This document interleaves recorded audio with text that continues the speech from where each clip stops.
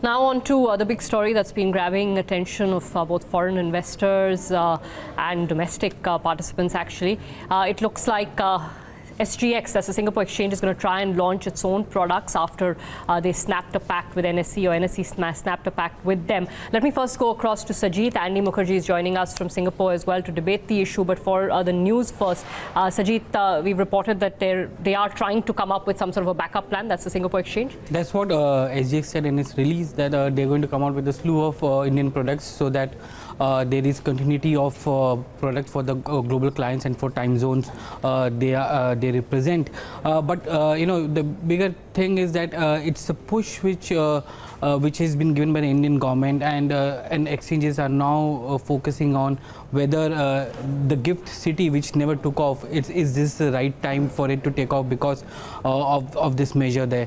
SGX also in its release has said that it's going to work with National Stock Exchange with respect to products on the products in the gift city. So that's something which we need to watch out for, especially if the incentives are good enough for FIs to shift there. And for that matter, let me highlight what exactly the incentives are.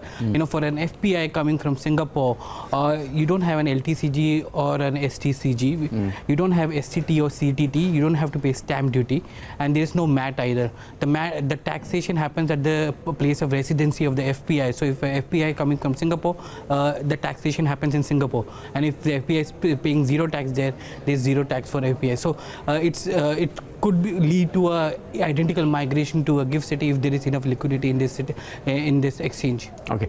Before I get in, Andy, very quickly, Sajid, what has NSE said on this matter so far? NSE has made its decision that it's going to terminate its license with SGX, and will take 6 months because the termination clause talks about 6 month period. And after 6 months, within 6 months is when they going to see some kind of migration happening. Now, they're hopeful that the migration happens to either to the main board or to the IFSC, but they're not sure whether it's going to happen because there are a lot of other indices or other factors which are going to play out. And one of them is the futures on MSCI indices, like MSCI India futures is traded on the Singapore Stock Exchange and CME and other platforms. How does it work? I'll come to the risks in just a bit. Let's get in Andy Mukherjee also from Bloomberg Gadfly, joining us from our studios in Hong Kong. Andy, good to have you. This reeks of protectionism, doesn't it? A bunch of boys ganging up together against a competition from overseas. Well, Harsha, yes, protectionism indeed, but I don't think it's really it's really a bunch of boys ganging up together. I think the bunch of boys, by which I gather you mean the exchanges, the Indian exchanges, well, I think they only provided the shoulder over which a gun of bureaucratic overreach is placed, and the trigger and the finger on the trigger actually is of the government. Of that, I have zero doubt. What do you believe is the fear? I mean, this is ironical that exchanges was supposed to be sort of the real cradle of capitalism is actually sort of being apprehensive about overseas, about a foreign competitor taking away business. Is that fear misplaced? Look, even if let's say Mr. Limay is a little bit apprehensive that so much liquidity is overseas, I don't think he will, of his own volition, want to pull a plug on a relationship which dates to year 2000. I don't think he really wants to portray the image of NSE being an unreliable partner. Look at what happened to the SGX stock price today, how it fell like a stone. Now, do you think Mr. Limay will want to do deals going forward with other exchanges around the world? Do you think, knowing that he would want to do such deals, he would like to portray this image of NSE being an unreliable partner? No, I don't think that is the answer. I think the exchanges have clearly been sort of corralled into supporting this move. I think there is this.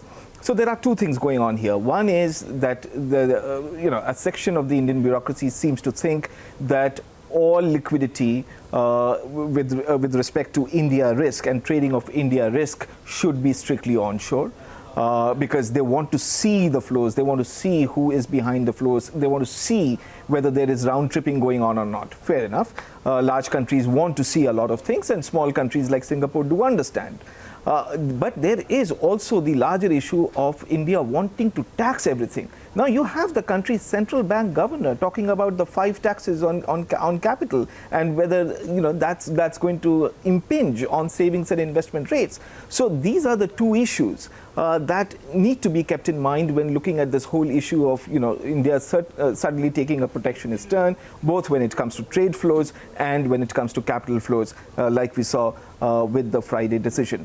And also, let's look at it from the index provider's point of view, from the point of view of the kind of 9% allocation, for instance, that we enjoy with MSCI. Now, none of this has actually happened overnight.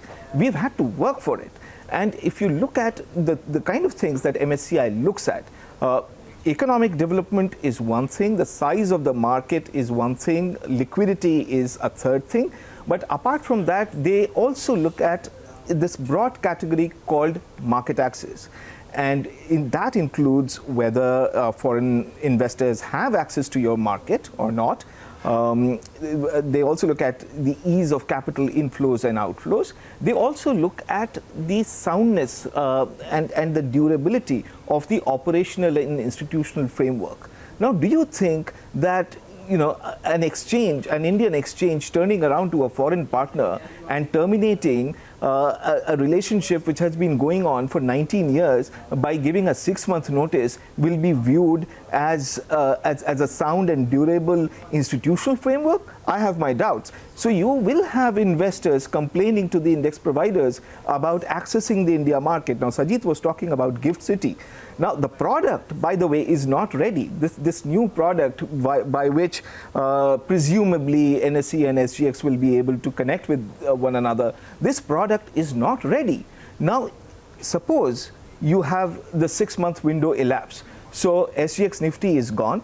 Now, I am not at all sure about the single stock futures, whether they can continue or not continue.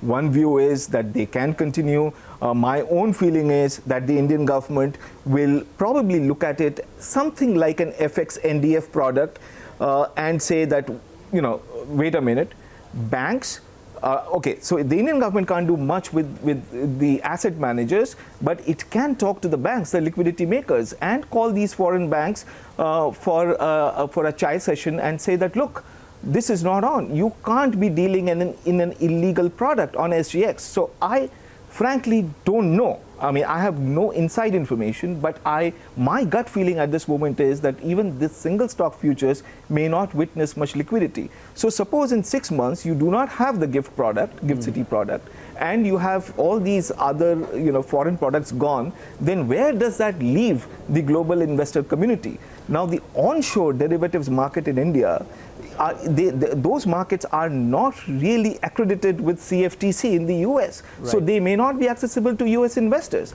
So there are institutional features here which need to be kept in mind. And they clearly have not been kept in mind while coming out with this draconian policy measure. Okay, hold a thought. Sajid was also alluding to the potential risk. Why don't you come in on that, Sajid, first? What could the risks be? Andy spoke about the weightage of MSCI or India on MSCI of what 8-9%? 9%. So what could the risks be? What could there be a backlash? No, there could be backlash only if some of the futures, MSCI futures, or for that matter any ETF futures which has been traded on any platform is stopped. Remember, if you look at the wordings of the release which came on Friday, it basically clearly states that none of the vendors will be providing data to any offshore platform for trading on an offshore jurisdiction. That means that even if MSCI ETF is eligible for and license, and there is an exemption provided to MSCI ETF, the futures which is trading currently on various platforms may not be eligible, and that's something which is still in a gray area, because neither MSCI is able to take a call on it whether it's going to be legal or illegal, or nor NSE. We understand that both NSE and MSCI will be in discussions on this over the next few days, and final call will be taken on that. On the issue of stock futures, which Andy spoke about, my understanding is that it won't go beyond 1 month because there is a grandfathering which has been given for 1 month for data vendors to terminate the contract with all the platform. So the stock futures, as we see today on Singapore exchange, does not go beyond a month. So for the existing contract? For the that's 50, because that was the trigger for the entire thing to happen, right? And it's not that the government came in, the NSE itself wanted to terminate this because it was losing volumes. Nifty 50 stocks contributed 1/3 of the total open interest in India.